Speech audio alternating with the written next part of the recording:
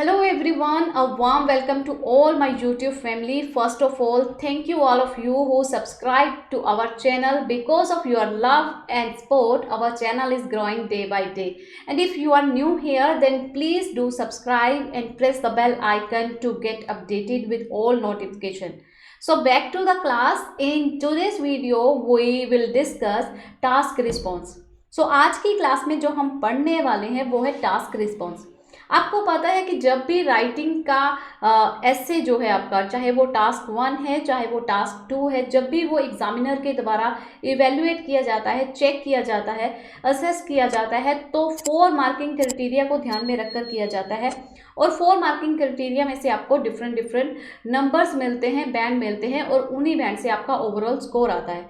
सो उसी क्राइटेरिया में से एक है हमारे पास टास्क रिस्पॉन्स, जिसके बारे में हम आज बात करेंगे। सेकेंड आपको पता है coherence and cohesion, lexical resources, grammatical range and accuracy. इनकी बात किसी अदर वीडियो में करेंगे, बट आज बात कर रहे हैं हम टास्क रिस्पॉन्स की। वीडियो में हम देखेंगे कि क्या होता है और किस तरह से बैंड 7+ अचीव किए जा सकते हैं, 7 एंड इवन 8+। ओके, सो बिना किसी देरी के वीडियो को स्टार्ट करते हैं, देखते हैं, समझते हैं डिटेल में कि क्या होता है टास्क रिस्पॉन्स और किस तरह से हमें अपने आइडिया जो हैं वो प्रेजेंट करने चाहिए। आपसे एक ही रिक्वेस्ट है कि वीडियो को एंड तक जरूर देखिएगा, क्योंकि इस वीडियो के बाद जो है आपका टास्क रिस्पॉन्स में से नंबर जो है कभी नहीं कटेंगे।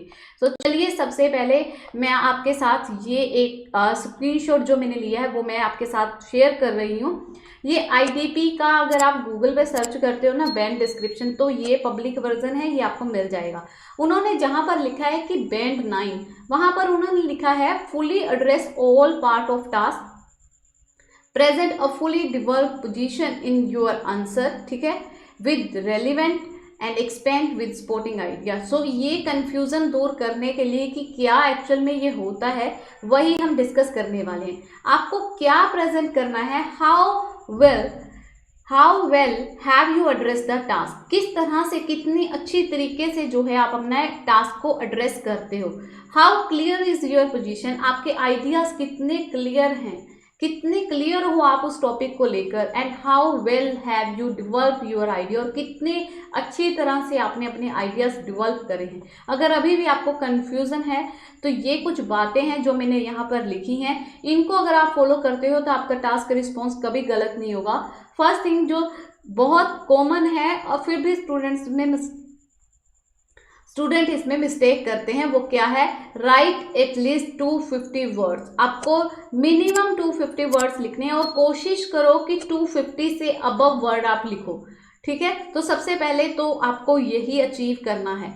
नेक्स्ट जो आपको ध्यान में रखनी है बात, वो क्या है, you addressed all part of an essay, आपको हर एक पार्ट ऐसे का वो एड्रेस करना है, यानी कि आपको अपना हर पार्ट ऐसे का एड्रेस करना है। और ये कैसे पॉसिबल होगा, जब आपके पास क्वेश्चन आता है तो आपको क्या करना है, आपको उसे अंडरलाइन करना है। अब मैं एक मिनट से हाईलाइट कर रही हूँ। अंडरलाइन द कीवर्ड्स, आपको कीवर्ड को अंडरलाइन करना है। Identify the part of question, part of question का मतलब क्या है कि वो किस कैटेगरी में आ रहा है, कितने पार्ट्स हैं उसमें। डबल क्वेश्चन पूछा गया है, सिंगल क्वेश्चन पूछा गया, आपसे एडवांटेज पूछी गई है, डिसएडवांटेज पूछी गई है, आपसे अपना ओपिनियन पूछा गया है या डिस्कशन पूछा गया, यानी कि आपको आइडेंटिफाई करने हैं कि कितने पार्ट है क्वेश्चन के जिनके आपको आंसर देने हैं। एंड लास्ट जो आपको ध्यान में रखना है, do everything you are asked to do, आपको वो सब चीज़ प्रेजेंट करनी है जो आपसे पूछी गई है। सो आई होप कि ये बात क्लियर हो गई होगी। सो जब भी आपको एड्रेस करना है, आपको कुछ ऐसी बातें हैं जो आपको ध्यान में रखनी है। वो क्या, जब आप अंडरलाइन कर रहे हो कीवर्ड, तब आपको कुछ ऐसे वर्ड्स हैं जो आपको बिल्कुल बारीकी से ध्यान से देखने हैं। वो क्या है, जैसे कि लिखा हुआ है एंड। मान लीजिए कि कोई क्वेश्चन है जिसमें आपको एंड और प्रेजेंट करना हो। एग्जाम्पल के तौर पर अगर हम कहें कि कहीं पर आपको लिखा हुआ है एग्जाम्पल में स्टूडेंट्स एंड एम्प्लॉयज़, ठीक है, या फिर यंगस्टर्स एंड एल्डर पीपल्स। तो जब आपको एंड आ गया तो आपको वो दोनों ही कंसीडर करने हैं। ये नहीं कि आप सिर्फ एक पार्ट टॉपिक का जो एक पार्ट है सिर्फ यंगर पीपल्स के बारे में लिखते जा रहे हो, एल्डर पीपल को आपने इग्नोर कर दिया, ठीक है। या फिर आपको वर्ड आता है और, या फिर इसके अलावा आपको दिए हुए एग्जाम्पल्स, रीजंस, कॉजेज, प्रॉब्लम्स। तो जब एस आ रहा है पीछे, प्लूरल आ रहा है, तो आपको इतना ध्यान रखना है कि रीजंस आपको एक से ज़्यादा ही देना है। जब एस लग गया यानी कि आपको एक से ज़्यादा रीज़न बताने हैं। सो ये है एड्रेस करना कि हर पार्ट को, ठीक है। उसके बाद जो आपको पॉइंट ध्यान में रखना है वो क्या है, present a clear position throughout the essay. आपको क्लियर पोजीशन रखनी है। क्लियर पोजीशन रखने का मतलब क्या है कि आपको अपने आइडियाज़ जो हैं पहले प्लानिंग करनी होगी। अपने आइडियाज़ आपको पहले प्लान करने होंगे, उन्हें ग्रुप वाइज और सीक्वेंस वाइज आप पहले अरेंज कर लीजिए। इससे आपका आइडिया जो है थ्रू आउट क्लियर रहेगा, आपकी पोजीशन क्लियर रहेगी। अब आइडियाज़ आपको प्रेजेंट कैसे करने हैं। जो आपके आइडियाज़ हैं आप ऐसे ही प्रेजेंट नहीं करोगे, आपको सिर्फ और सिर्फ जो है वो रेलिवेंट आइडियाज़ जो उसके साथ टॉपिक के साथ मैच करते हों वही लिखने हैं।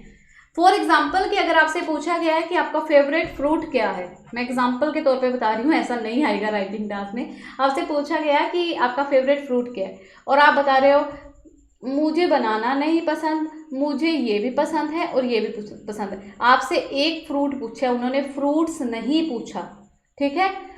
आपसे एक फ्रूट पूछा है, आपसे फ्रूट्स नहीं पूछा, दो नहीं पूछे, तो आप ना तो दो बताओगे और क्या नहीं पसंद वो भी नहीं बताओगे, वो रेलिवेंट नहीं है। आपको आइडिया अपना रेलिवेंट देना है, जो आपको क्वेश्चन पूछा है उसी का आंसर देना है। और जब आपने आंसर दे दिया तो उसके बाद आपको क्या करना है, उसे सपोर्ट करना है अपने आइडिया को एग्जाम्पल्स के साथ और एविडेंस के साथ। जो हमने कल वाली वीडियो डाली थी जिसमें हमने क्लियर आपको एक 9 बैंड सिंपल आंसर दिया था, तब भी हमने डिस्कस किया था कि बॉडी पैरा में आपको सिर्फ सबसे पहले क्या देना है, पॉइंट, देन आपको उसे सपोर्ट करने के साथ साथ उसका रीज़न देना है, वाई या हाउ, देन आपको एग्जाम्पल सेट करना है, देन आपको उसका इफेक्ट बताना है क्या हुआ, देन आपको उसका रिजल्ट शो करना है, लिंक। तो इस तरह से सपोर्ट करना है अपने आइडिया को एग्जाम्पल्स के साथ और एविडेंस के साथ कि प्रूफ कीजिए कि जो बात आपने कही है वो सच है।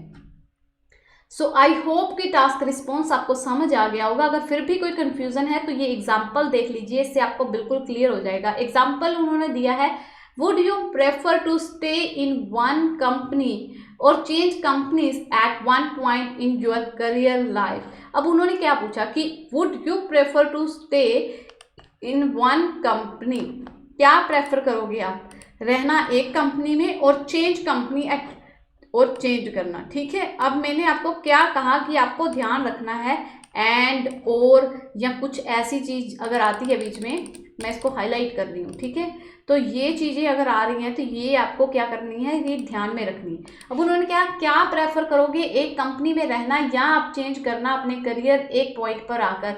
What are the advantage and disadvantage of both scenarios. अब बहुत सारे स्टूडेंट्स क्या करेंगे, अब मेरी बात सुनिए। अगर पहली बात तो यहाँ पर उन्होंने पूछा है एडवांटेजेस, एस लगा है, ठीक है। यहाँ पर उन्होंने पूछा है डिसएडवांटेजेस, तो आपको ये कीवर्ड अंडरलाइन करने हैं, ठीक। ये आपने कीवर्ड कर लिए अंडरलाइन, यहाँ पर कीवर्ड अंडरलाइन कर लिए। तो आपको एडवांटेज जो है वो एक से ज़्यादा देनी है, डिसएडवांटेज आपको एक से ज़्यादा देनी है। अब स्टे इन वन कंपनी और चेंज कंपनीज कि चेंज करनी है, क्या चीज़ प्रेफर करोगे, और बोथ सिनेरियो दोनों की आपको एडवांटेज और डिसएडवांटेज देनी है। अगर आप ये सोच रहे हो कि वुड यू प्रेफर, मैं प्रेफर करूँगा एक ही कंपनी में रहने पर, आप उसी के फायदे और नुकसान बता रहे हो, तो इट मीन्स कि आपका टास्क रिस्पॉन्स जो है वो फुली प्रेजेंट नहीं होगा, क्योंकि आपने चेंज कंपनी के बारे में कोई एडवांटेज और डिसएडवांटेज नहीं बताया। आई होप कि क्लियर हो गया होगा अब आपको point. Thank you for watching this video. अगर आपको ये कंटेंट अच्छा लगा हो तो प्लीज़ लाइक, शेयर और कमेंट जरूर कीजिए, अपने फीडबैक हमारे साथ जरूर शेयर कीजिए। और प्लीज़ जब आप लाइक करते हो और कमेंट करते हो हमारा मोटिवेशन होता है, सो प्लीज़ आप मोटिवेट करने के लिए लाइक और कमेंट जरूर कर दीजिए। Thank you for watching this video.